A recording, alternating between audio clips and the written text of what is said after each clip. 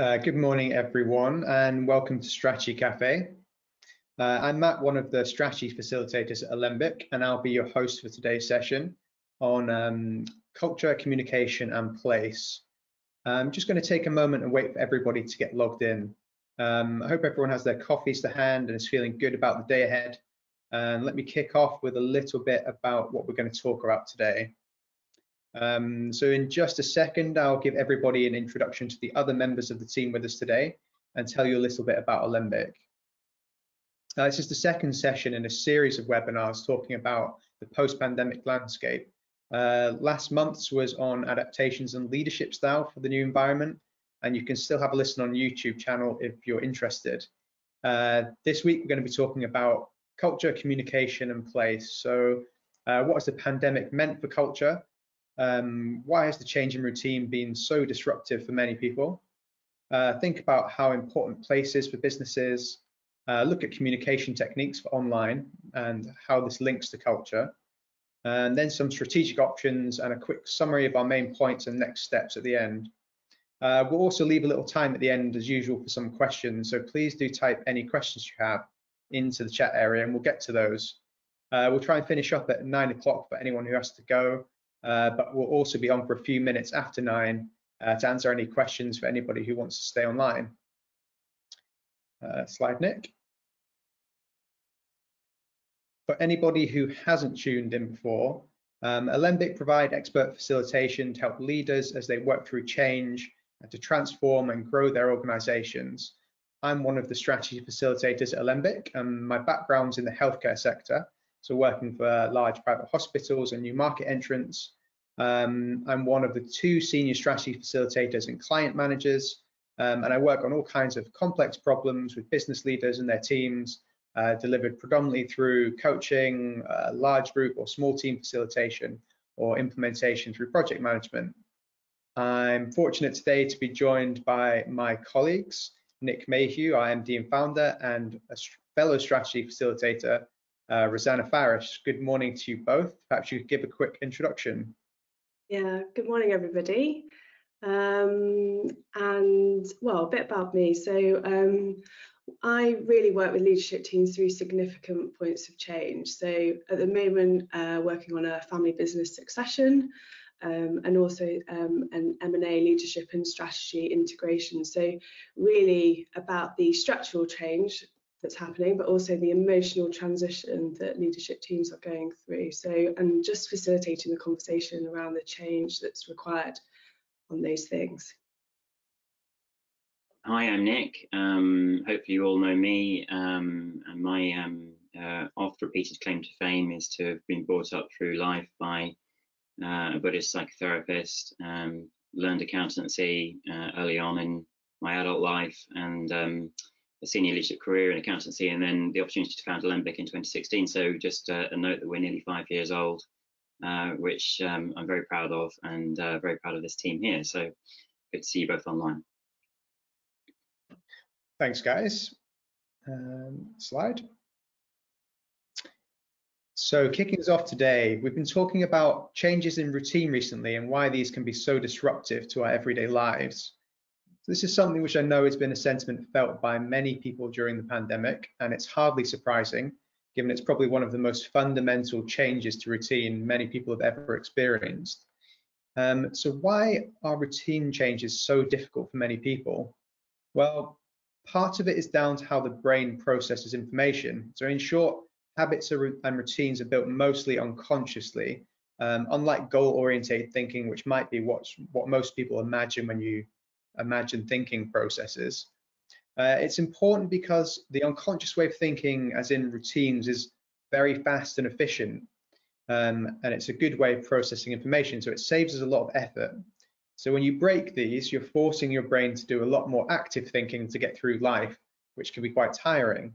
So ultimately, a big part of the problem is in how we build our routines, which is partially down to the process of many unconscious signposts and triggers in our environment. So these signposts add up to make you think, feel, and act in a certain way, and contributes to your behavior every day.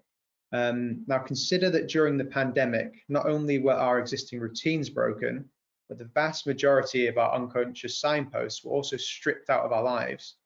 So it's really no wonder that people are struggling a bit.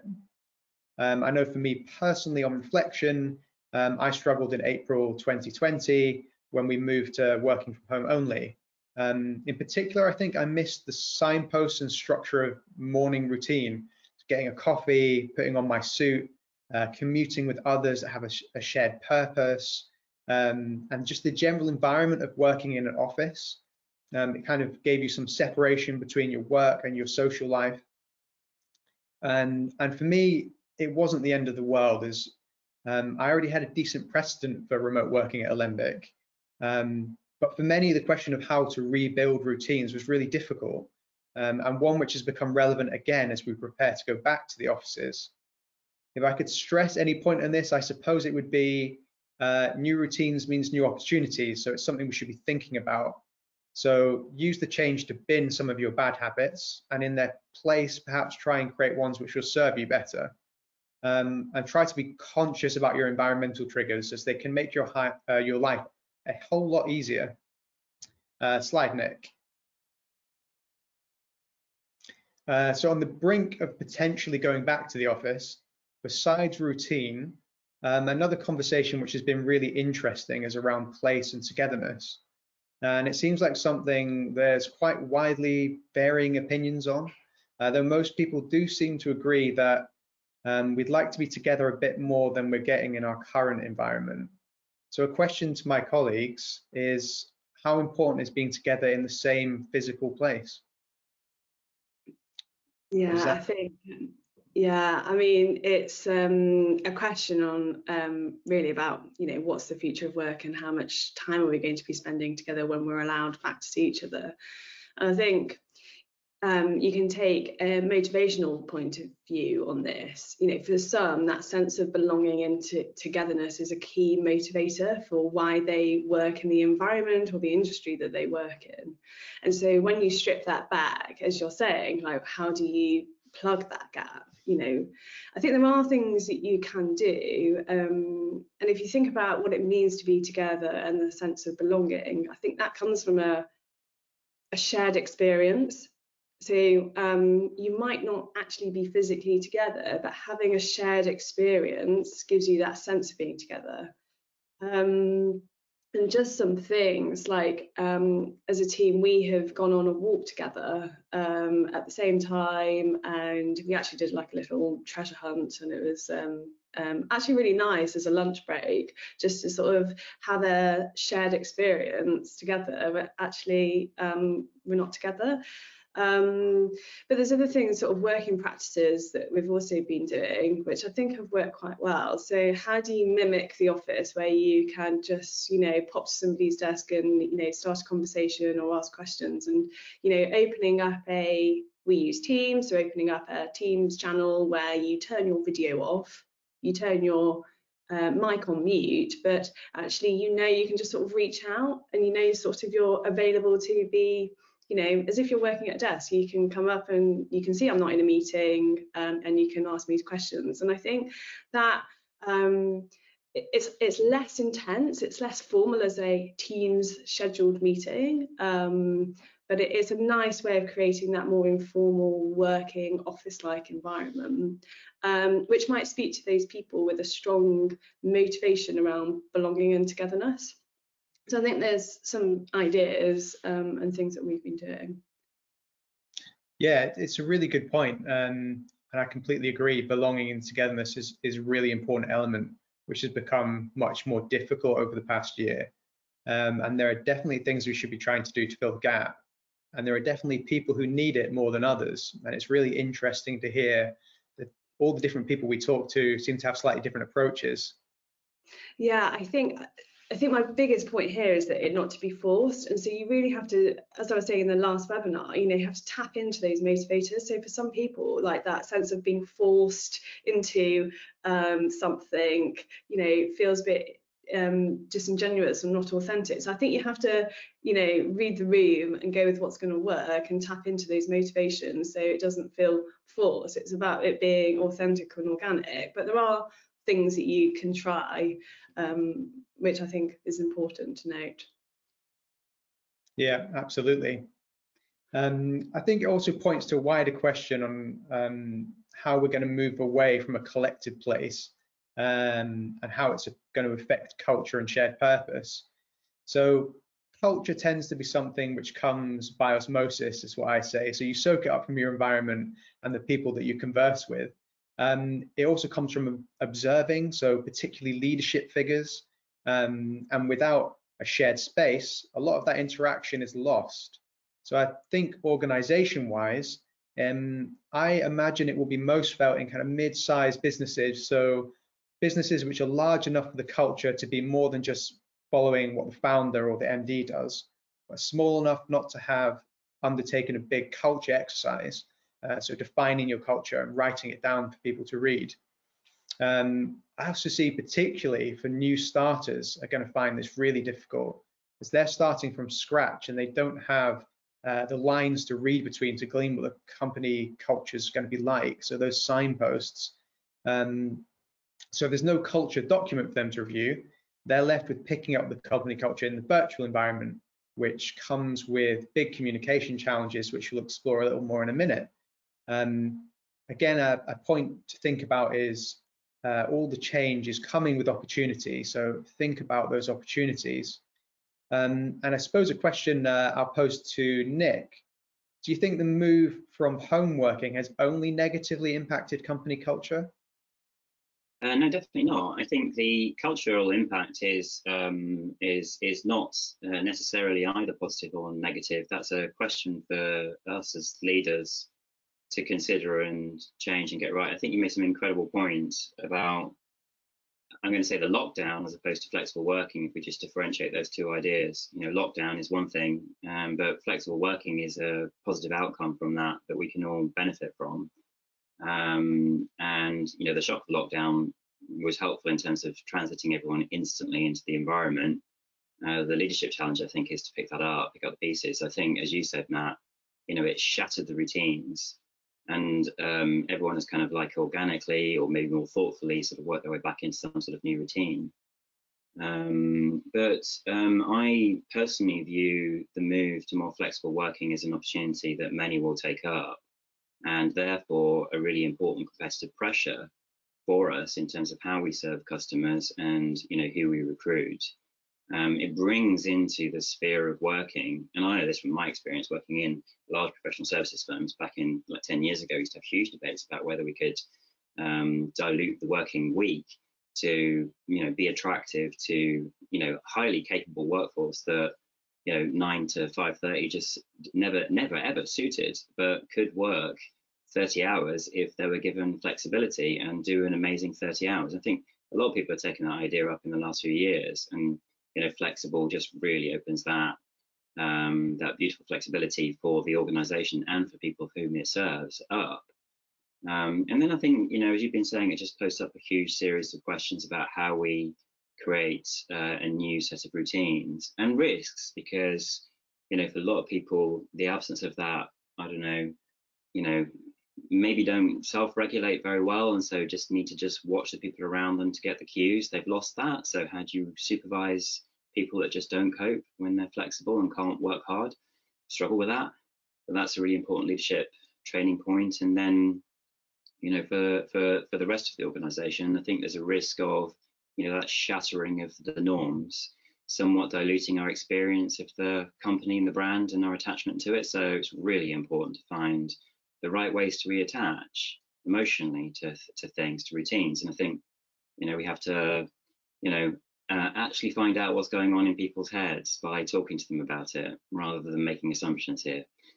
That'd be my suggestion. I think then there's just lots and lots of problems, but they're all opportunities in disguise, if you like. Yeah, and I absolutely agree. I think there are generally plenty of positives. I suppose the thing we see most often is people saying that their time has become more open.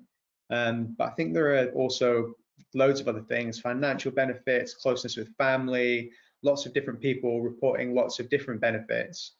And in light of imminent back to office, I think the real question is, how do we take the best of both worlds when we're creating a new place? So I'd be interested actually to hear from the people listening on this one. So perhaps we can run through some of those ideas at the end. So please do put your insight into the chat. Roseanna, I know a point we've touched on constantly through this discussion already is communication. Perhaps you can pick up on that.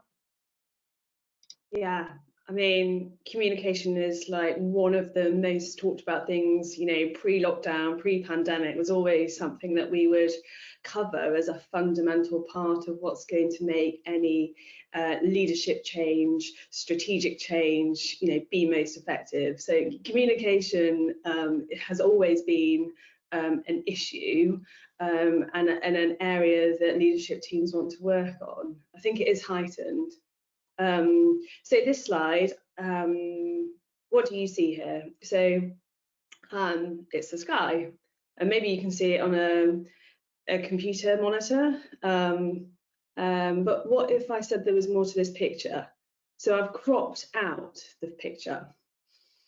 So you might guess, oh, there's a nice little preview. So you might think, oh, it's a beach, a meadow, but as Nick has already revealed, it's actually part of my holiday in Scotland last year, which is a beautiful loch, Loch Torridon. So you can see that there's a lot missing from the picture.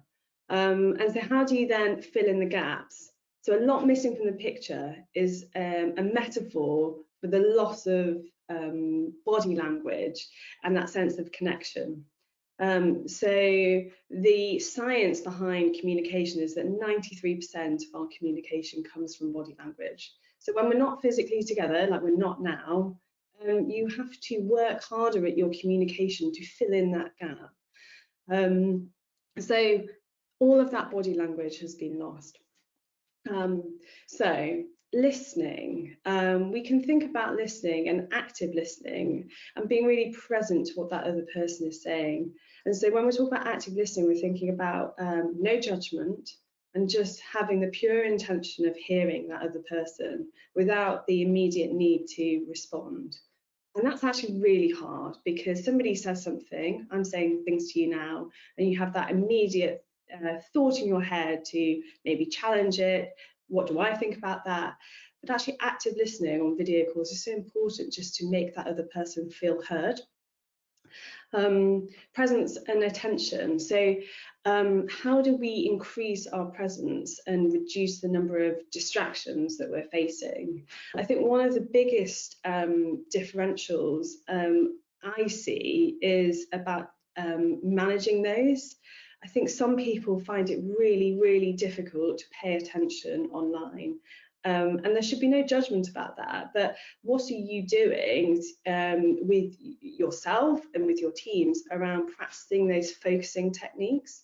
So do you have your emails open? Do you have lots of windows open? Do you have your phone on your desk? I think ultimately this comes back to, have you arrived with an intention? So I'm not sure who said it, maybe Nick will help me with the quote, but you know, communication is all about the reaction that you receive. So think about your intention and your purpose, the way that you're arriving at the meeting. So the other point to note is around your vocabulary. And because of this lack of physical presence, and maybe you're on video, maybe you're not on video, you know, thinking about actually the articulation of the message and what you're trying to say, and there becomes more of a weighting towards the words that you're going to say. So just thinking about the message, and I think all of these things take a little bit more time to prep for online meetings. And then there's a point around pre and post meeting interactions. So we don't have the opportunity today to offer you a coffee and a biscuit and welcome you in. We don't get to ask you how your commute was, what your commute was like. So we don't have that sort of general check-in with people, just to say, how are you arriving? Or we've had a really difficult meeting today, and as you leave, sense check, you know, using your body language, just check if that person's actually okay and was that a good meeting. And so the general point here is to overemphasize your communication because a lot of the picture has been lost. Now, there's a word on there which I haven't spoken to, it's around emotion. So emotions turn up in our meetings, and it's very difficult to finish one meeting at 9:59 and then arrive in another meeting at 10. How do you set your intention? How do you arrive? And how do you change the dynamic? How do you arrive with a positive intention? You might have had a really tricky meeting, and our emotions will turn up.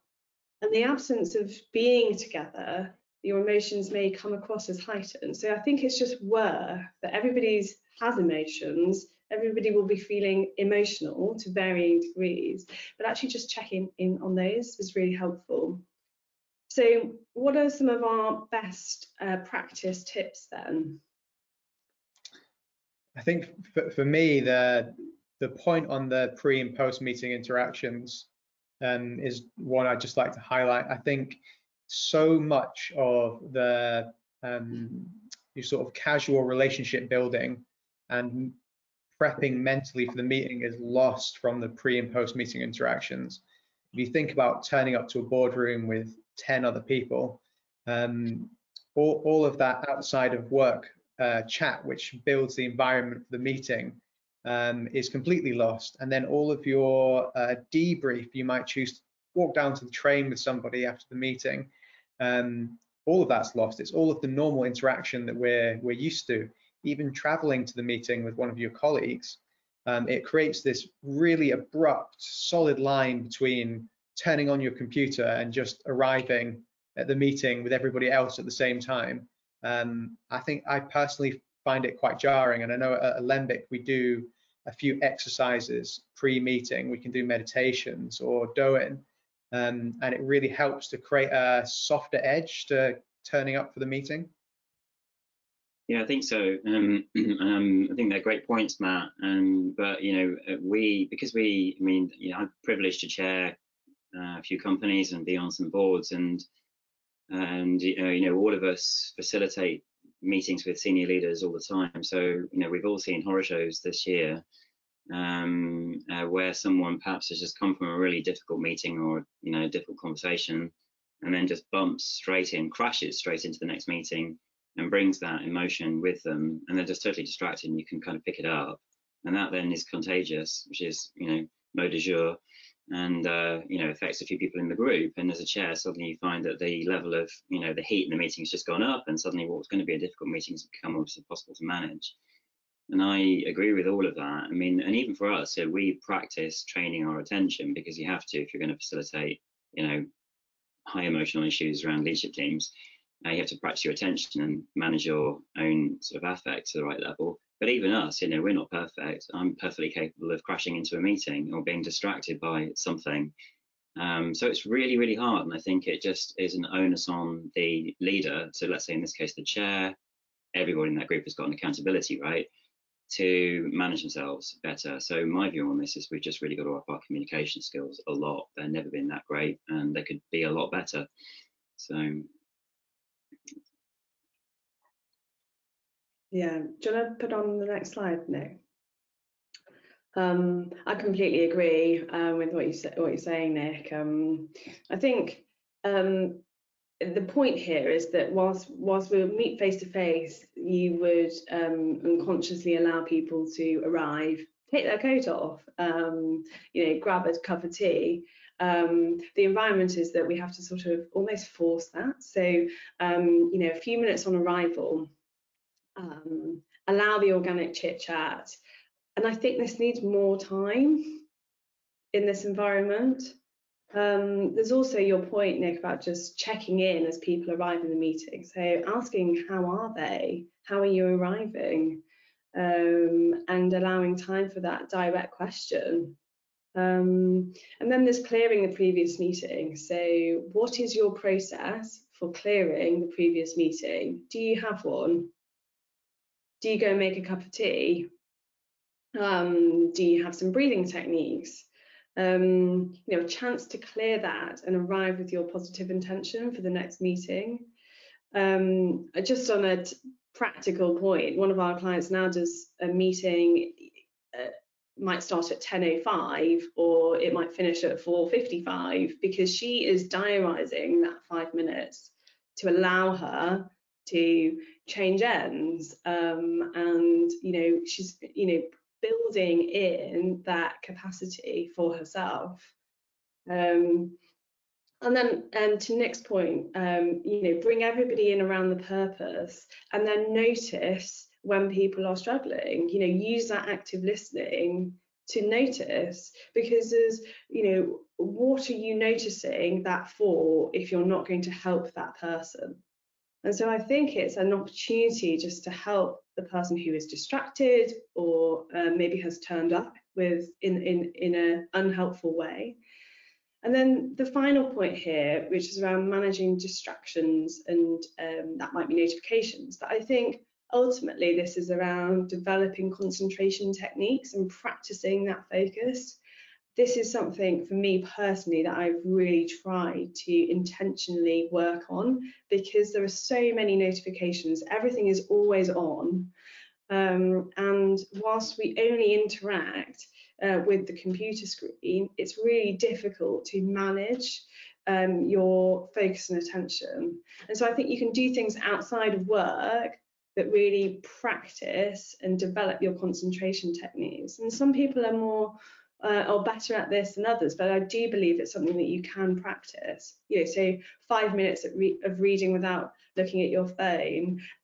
I've started sewing. That requires all my attention and all my focus, otherwise I get a needle in my finger. So practicing those concentration techniques to help you better be more present with your communication.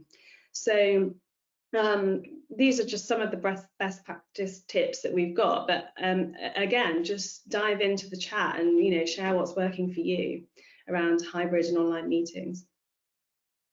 We're going to pick up a few of the questions and comments. There's some comments come in already, but if you want to join the conversation just at the top of the hour for 10 minutes with us, and maybe share some of your tips or ask us questions about other aspects of this, then just find the question area and post it up, and we'll pick up all of them in a minute.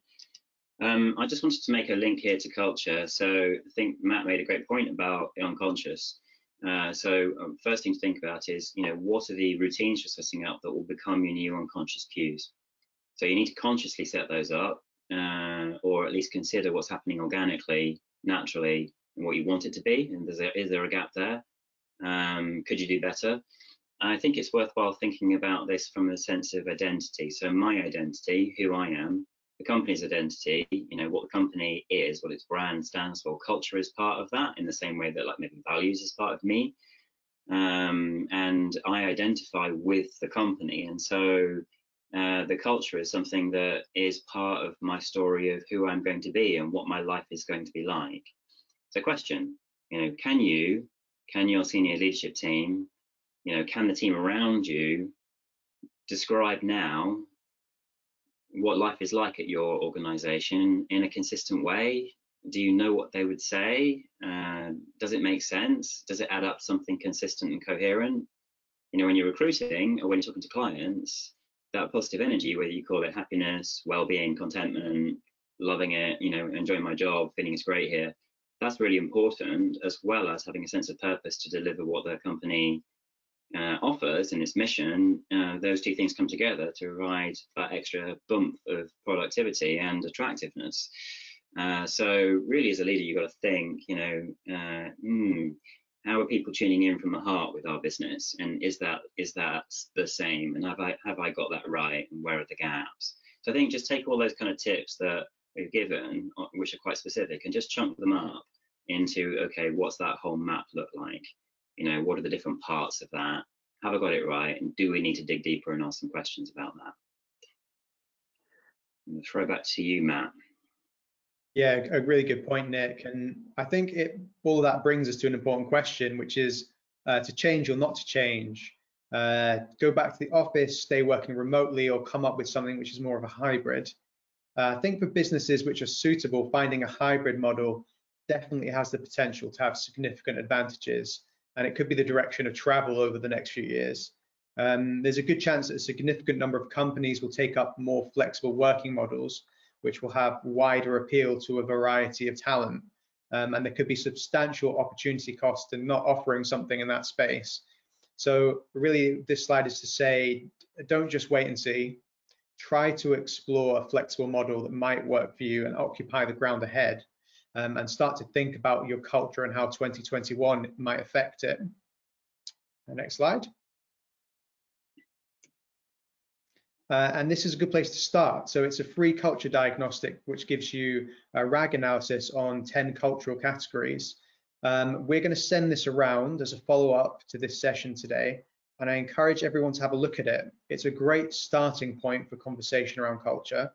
If you have any questions or you want to take it further, please don't hesitate to get in touch. We'd love to talk to you about it. So just reach out by email or by phone. Details will be in the email. Next slide, Nick. So in summary, we've got 4 key takeaways from today. Firstly, acknowledge your new environment and actively build new routines to suit your life. Think about the impact of place and togetherness for you and your team. Consider how planned changes impact on your culture and try to adjust to that. And act now. Come up with a hybrid model that's going to suit your future. Don't just wait and see. Slide. As I mentioned earlier in today's discussion, this is part of a series of webinars on post-pandemic landscape. Next time we're going to be talking about identity, belonging, brand and motivation. And a big thanks to everybody for sticking around. I hope you enjoyed today's discussion. I know we've hit 9 o'clock, so I'm going to hand over to Nick for a few minutes to look at questions. It's great if you can stay online, but otherwise, have a great end to your week. Hand over to you, Nick. Thank you. Thanks both. Love the chat. Some great comments. And my call out to the audience is just to say, you know, whether you do something about this or don't do something about this, make sure that's a considered thought rather than just rolling along, because it's a really important area. Got some great comments in. So David Gill, hello David, how are you? Hope you're well. Nice to see you. He says, found a monthly fun team quiz has been well received. Important to offer it, but not mandate it. And I think that is a really good point. He's finding introverts actually enjoy the quiet workspace, and it's the extroverts that definitely need the group interaction. I've definitely found that. I reached out for one of my things has been just to do normal breakfast, but just through a screen, like forget the fact that we're on the screen and just carry on with my normal routines. And I caught up with a lovely architect that we work with, and he was really enjoying the space and the piece. He's very introverted, so totally resonate with that. John asks, in business planning, there's value in having a crisis plan and a business continuity plan in advance to facilitate the implementation plans cited by the team this morning. I think that's a great point. What are you guys seeing, Matt and Roseanna? Are your clients picking up on that and planning this out? Yeah, definitely scenario planning about what might be, and I think having like multiple tracks, because I think that's what gives you confidence really, is having that plan. So not thinking too far ahead, because there's still quite a lot of uncertainty there, but what are the risks, you know, scenario planning around that, and just coming up with a plan. You know, what if 50% of your income just fell through? What if your largest customer you know, stop trading? You know, going through those sort of quite big hitter risks, and just coming up with a broad brush plan in the sort of short to medium term, I think is what's giving leadership teams the confidence to consider those. Yeah, similar. I think everyone was, well, a lot of businesses were familiar with risk analysis all along, but the beginning of the pandemic really forced people to think about scenario planning. And actually, a quick throwback, we have done a strategy cafe on scenario planning if anyone's interested in learning about it more. But that education from the really chaotic start to the pandemic has put scenario planning in people's minds. So now as we're coming into, well, really a continued time of change, people are more aware. But to me, it's a really interesting observation that people are aware, but they're not necessarily all applying scenario plans to coming out of the pandemic in the same way they did to going into the pandemic? I think maybe the panic isn't there in the same way. I think there's a big risk here of missing a trick. So my point about identity and about fracturing of routine being somewhat a challenge, like an existential challenge to my identity in connection with the business. So a really important point to make is identity is always in relation to something else in the world. You know, identities don't exist other than in relationship to something. And so my identity as a belonging to this brand is a really powerful pull factor in terms of keeping me here, keeping me meaningful, keeping my life in a track, and shattering the routines for many people is existential to that relationship. I think there's a risk analysis that should be run here around, you know, have we diluted the relationship with our teams? Maybe not, but failing to do it, failing to actually tackle that gap and look, failing to really properly check in, and then also failing to respond to that to find a way to reattach and that works for people. It's all doable. These are all solvable problems, but it's a question of whether you pay attention to them or not. And I guess that's the kind of strategy point there. Michael Shapiro says, one tip, always finish my team meeting 10 minutes earlier than scheduled on purpose, and it significantly reduces the team's stress towards the end of the meeting. I think that's a great idea, Michael. And thank you for coming on this morning. I know you've got a meeting at 9:30 about this, so hope you pull some of our ideas and suggestions into your group of lawyers. Just on that point about the scenario planning, you can find that on our YouTube channel. Back at the start of the pandemic, we did a series there, so it's all tagged on crisis management, but they're all on the Strategy Cafe channel, so you can go back and watch those and share them if they're helpful. And then David Gill says here, I encourage staff on Zoom meetings to reduce email as a means of communications and instead pick up the phone and talk. We become lazy, even fearful of actually speaking, become so reliant and even dependent on email or texting as our main method of communication. Change your behaviour. It's great to talk and limits of misunderstanding, amongst other things. I completely agree with that. Actual phone calls and actual phone. Yeah, and it's worth from a culture point of view digging into that a little bit more as to why, and you know, the sort of transcendence of fear can be quite, I think you said, contagious, Nick. It can be, and I think then the absence of things, it can snowball. So curious from a culture point of view, you know, why and how you know, work that in a more collaborative way that makes people not feel fearful. I think the point on misunderstandings is a really strong one as well. Again, it's a more complete way of communicating. To pick up the phone, you've got those other cues that go along with your message, and you can clarify if you feel like someone has misunderstood. And it can be a huge time saver on top of that, rather than exchanging 20 emails on a contentious subject. Yeah. I'm really curious to John Purvis, who made the point, a really, really good observation about crisis plan and business continuity planning. John, maybe I'll pick up with you afterwards. I'm really curious as to how the European Medicines Agency did that. I know you were heavily involved in the swine flu pandemic response, and maybe we can pick that up offline. I'm just very interested to know whether you've got like a download on, you know, the agency's approach to that, and be interested to hear your views. I've just got one question for you two that occurred to me during this. So it's really about hybrid. I know we're running up against the hour and 10 minutes rather on questioning, but I'm just curious as to anything you guys have come across which really helps with the hybrid environment. So where you've got a few people in a room and then a few people on screen, which I think is going to be really commonplace. For international companies, you know, in my experience, that was already there, but badly managed before the pandemic. But you come across that? Any thoughts as to how to manage it? To be honest, most people at the moment are still in their own home, so I haven't done much where we've had lots of people in an office, you know, split office. But having said that, just thinking out loud, I think or everybody working collaboratively around one thing is always the best way to work. So one document, one whiteboard, one conversation. So, and actually using online tools, I may have spoken at length about Miro and it being a great, fantastic way to facilitate conversations where you would be using a whiteboard. You can do that online. So it's an online whiteboard. And just getting people up on that already, I think is great. I think there were technologies that we are using because of lockdown and working in isolation that we will take forward into office working.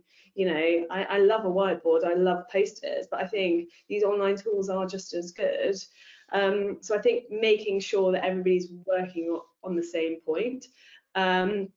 And I think it's important to recognise that if you are then with somebody, a colleague in the office, just making an announcement that don't forget about the person on the screen, and I think just being really conscious of that until it starts to see how it works for your team, I think that's a great point. Actually, even orientating your body language like that and really checking with those in the screen as if they were in the room, and don't get attracted by one group and not the other. It's a kind of attentional thing, isn't it? I think it's a really important point. Until we get holograms. Coming down the track. Yeah. Back to you, Matt, then. Yeah, I think that's a really good point. And the only thing to add is a good point on Miro and technologies. Technologies are going to make this easier. There's already way more technologies than there were at the beginning of the pandemic, and people are getting more and more used to using them. So I think a hybrid model is eventually going to be super doable for most organizations as we get more used to using it. And on the way out, thank you very much for listening. Please do tune in next time. It's been great conversing with everybody. And if you've got any follow-up questions or inquiries, please do get in touch. Details are on screen, and there'll be some contact details in the email we send around with our culture diagnostic. Thanks for listening. Thanks, everybody. See you later.